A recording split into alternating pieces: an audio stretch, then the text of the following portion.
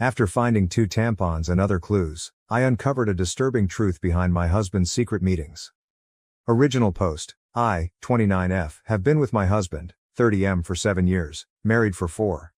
I've never had reason to suspect he was unfaithful to me or even remotely dissatisfied with our marriage. He likes to joke that we're still living the honeymoon phase nearly 5 years and 2 kids in. I wouldn't have questioned that, or him, were it not for a surprise I found in his car last month. When buckling our daughter into her car seat, I noticed something slotted between the cushions. I pulled it out and saw that it was a tampon. This wouldn't have been so unusual had I not had an IUD that has stopped my period for the past year, and I didn't even recognize the wrapper style. I brought it to my husband's attention, and he didn't seem to understand what it was, let alone why I was holding it, until I told him where I'd found it and why I was almost certain it wasn't mine. He shrugged and said it probably belonged to his coworker, Fiona. It's not uncommon for my husband to carpool to lunch with his coworkers, and we're both fairly close to Fiona and her husband, so I figured it was entirely possible the tampon had slipped out of her purse whenever he had driven with them or offered her a ride. No big deal. I put it out of my mind until we had dinner with Fiona and her husband a couple weeks later. I had sincerely wanted to believe my husband. I just couldn't get over the way it had been tucked in the seat and how my husband had seemed not to have any regard for it whatsoever. Maybe playing dumb. I don't know. I did something that I now feel kind of crazy for doing. I faked an emergency and asked Fiona if she had any tampons while we were out together. She handed me one almost identical to the tampon I'd found in our back seat, and I breathed a sigh of relief. So the tampon there was probably the same tampon here, and in all likelihood, there was an innocent explanation as to why it had been left in the back seat in the first place.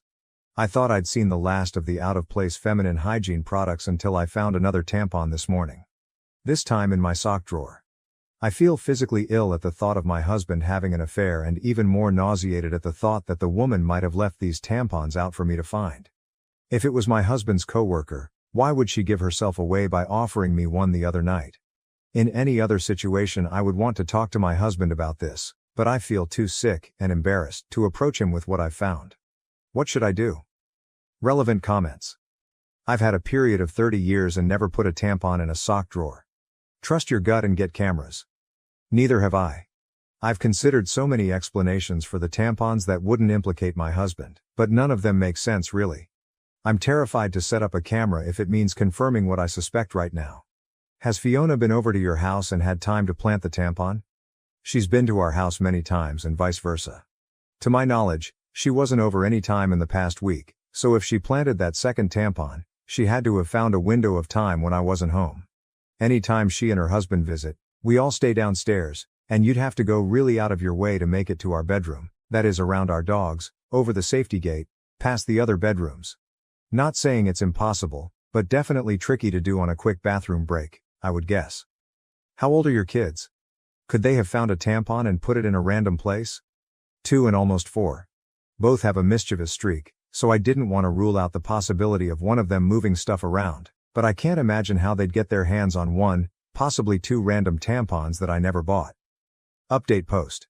Contemplating every possible source of 2 tampons has been my personal hell for the past few weeks, but I wanted to share an update. Shortly after posting here, I told my sister what happened.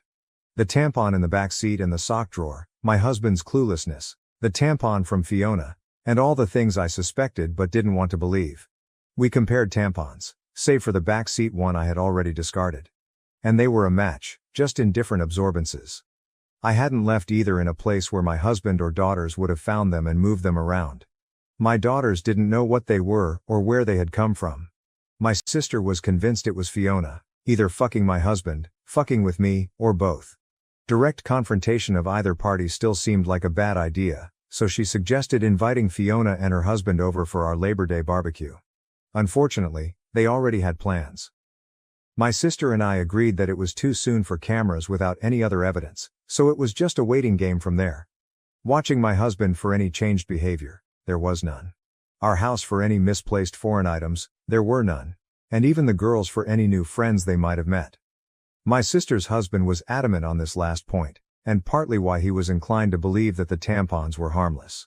If anything had been happening in or around our home, he said, it would be nearly impossible to keep it from me and the girls, since my husband was the one taking them to and from daycare and most other activities during the week. I felt a good bit of consolation in that. It wasn't until my younger daughter, 2yo, came down with something last week that I felt any differently. I wanted to be the one home taking care of her, but my husband insisted that I stay at work while he stayed home with her. I was okay with that. My sister and her husband figured it was a good sign that he would take the time off at a moment's notice, and at that point, we were all already beginning to put the tampon fiasco behind us. By the third or fourth day, I was just happy to see a near-healthy child and a husband who was helping see her through it. Toward the end of that week though, I came home to something strange. The toddler that I'd left that morning in an old PJ set was now dressed in a onesie I'd never seen before, with a tiny clip in her hair.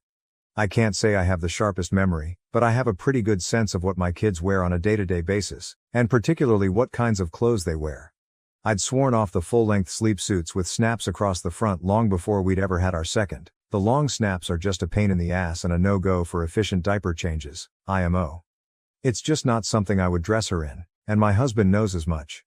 He doesn't plan for, or buy the girls' clothes, and he certainly doesn't accessorize them, so I was bewildered.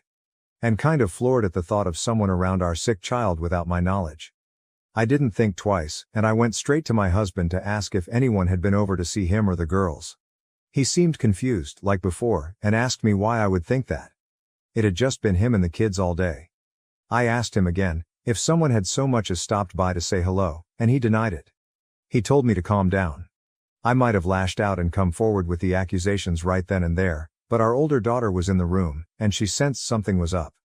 In a calmer voice, I asked him a third time if anyone had been around our children, and my husband swore that the girls hadn't been around anyone but him.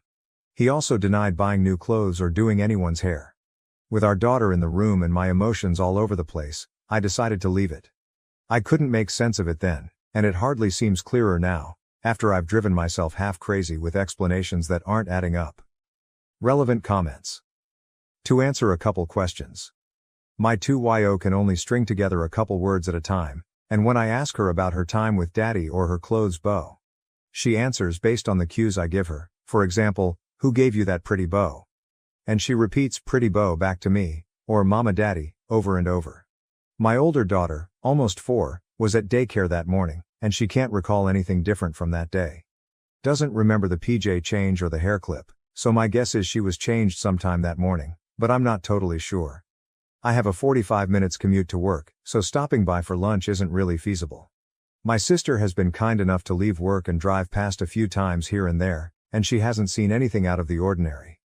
We have a Ring camera at the front door, and I've got the app on my phone with notifs on. Nothing there yet. If anyone has recommendations for more discreet surveillance, I'd be open to it. I'm just the least tech-savvy person and worry another camera will be easy to detect. LOL edit. And yes, we get our carbon monoxide detectors tested regularly. Is it possible one of the hair clips came from daycare? I could see the hair clip being a possibility, but less likely on the onesie. My younger daughter hadn't been to daycare in days, and if either of them had returned with something like that before I would have noticed, especially since it was the kind of onesie I hate with a passion. LOL. People comment that they can't wait to find out the ending to this saga. My money's on the Hollywood horror ending. Hopefully dreamed up the dogs too so I can finally stop picking up their imaginary shits and whatnot. Final update post. After nearly losing my mind over a hair clip and a onesie, I realized I wasn't getting anywhere with the accusations and half-baked guesswork. I'd gotten so absorbed in the paranoia and misery of my situation that I wasn't sleeping, eating or caring for my kids the way I should have been. And I wasn't getting any answers. So I decided to pull the trigger on the hidden cameras and have them shipped to my sister's house, with my BL agreeing to help with the install setup over at mine. Before the cameras were ever delivered though, I got my long-awaited confirmation last week. A Ring notification had alerted me to motion at the front door while I was at work. Half expecting to see a delivery person, pet or lawn care salesman for the 15th time, you can imagine my surprise when I saw a clip of a young woman leading my daughter into the house hand in hand, with my husband and other daughter close behind them. The girls were supposed to be in daycare and my husband was at work. The woman, as far as I knew, was living 2 states away with a court order keeping her there. I immediately called my husband to ask him what the fuck this woman was doing in our house. He didn't answer, so I texted it to him. Even in his stupidity, he probably realized he had messed up by going through the front door, knew I had gotten the Ring notification, and wanted to delay the inevitable. By the fifth or sixth subsequent call though, he did pick up. The woman on the camera was my husband's sister. As I would come to find out later, she was the likely source of both tampons, the onesie, and the bow. She is also a registered sex offender and a recovering addict, who spent the better part of her adolescence and young adulthood coercing the silence of another one of my husband's family members after she had molested them. I hadn't seen or heard from her in years, and from the way my husband talked about her, I didn't expect I ever would. But here she was, in our house, with our children. Suffice to say I was livid. It wasn't an affair at all and still, somehow infinitely more disgusting knowing who it was and why all of this had been happening. Apparently my Sil, fresh off another stint in rehab, had wanted to reconnect and make amends with people she'd hurt, and my husband was high on that list. My husband didn't want me to know or, worse, try to keep her family, our children, away from her, so they'd been meeting in secret, often at our house when I was at work. They would enter through the garage, in my husband's car, so the Ring camera at the front door wouldn't tip me off. She spent the night on a weekend I had been on a business trip and slept in our bed. She babysat our girls on a night my husband told me he had dropped them off at his parents'. She bought the girls clothes and dressed my youngest in the onesie and bow that my husband had promised in his life I had dressed her in myself. My husband swore this was all in my head. The tampons, the onesie, the bow, and all the rest. He was perfectly content to watch me agonize for weeks over a woman he insisted didn't exist. Shrugging off each progressively more unsettling discovery like it was news to him and telling me I was being irrational. He insinuated that I was experiencing postpartum depression, 2 years after I'd given birth. 4 years later, I told him that one of my biggest fears for motherhood was to suffer from PPD like my mother had with me, to not be fully present for our babies and be left with a world of guilt and regret as they grew older. He told me I wasn't sleeping enough, that I missed the girls too much, that I needed to take a step back and reevaluate the state of my mental health.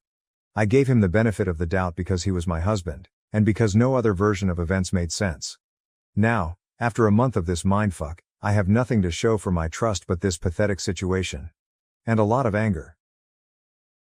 Thank you for watching. If you haven't subscribed yet, please do so and hit the notification bell to stay updated with more shocking real-life stories happening around you.